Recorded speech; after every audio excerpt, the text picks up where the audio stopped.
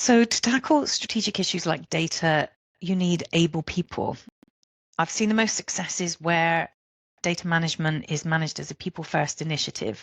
So the first priority is to understand what org model and roles might be required in order to deliver your successful outcomes.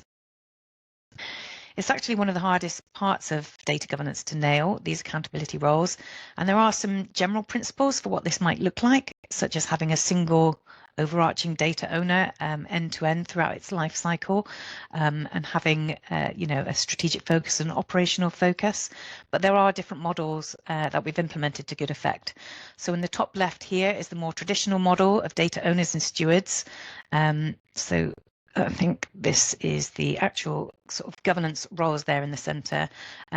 So data owners and stewards, the stewards coming together into some kind of operational working group, and the data owners coming together into a data board.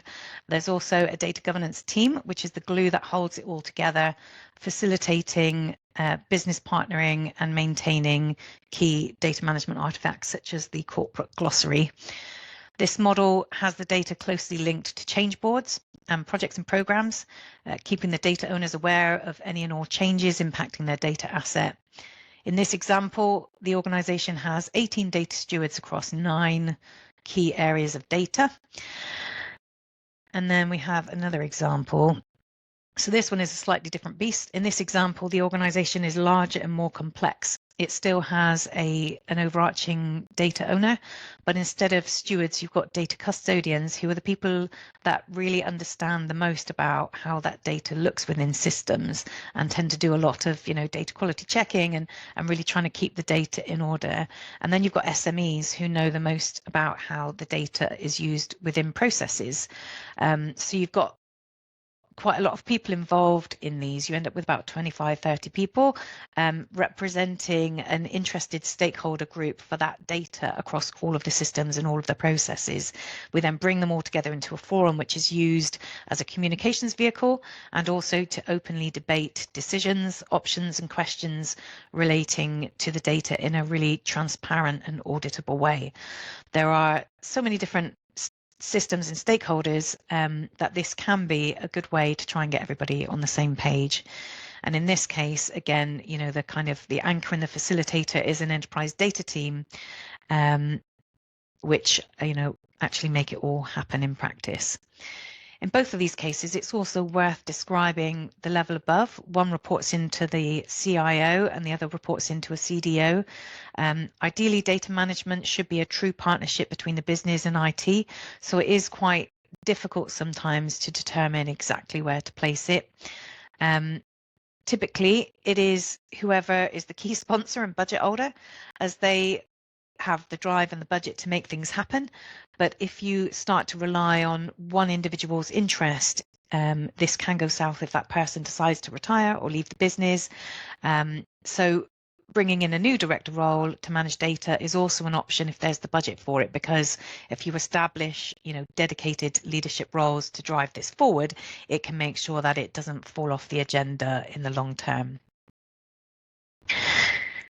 Finally, here is a model for how ownership and accountability could work in an organization that has a number of defined regions. In this case, we have an overarching data owner for each region and data stewards for each subset of data in each region. The anchor point here being the data governance manager roles, coordinating across the piece. And with this sort of model, you can form a variety of forums depending on the need. You can bring in each regional data owner together to form the group data board. You can bring all of the data governance roles within a single region together to form a local panel where they can deal with region-specific data issues and plan how to comply with group data policies.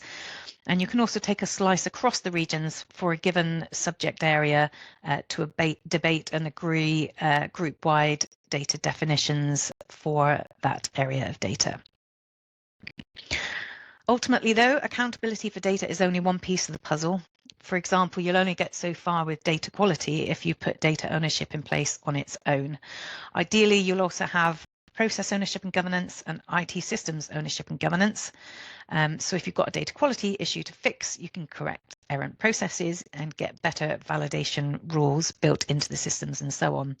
This diagram shows some of the virtues of people being accountable and collaborating across their data process and technology. And it also shows how these roles connect to other functions such as change management, architecture, and service management. These roles of accountability in the centre need to be defined and anchored in both the business functions and IT to truly operate as a partnership.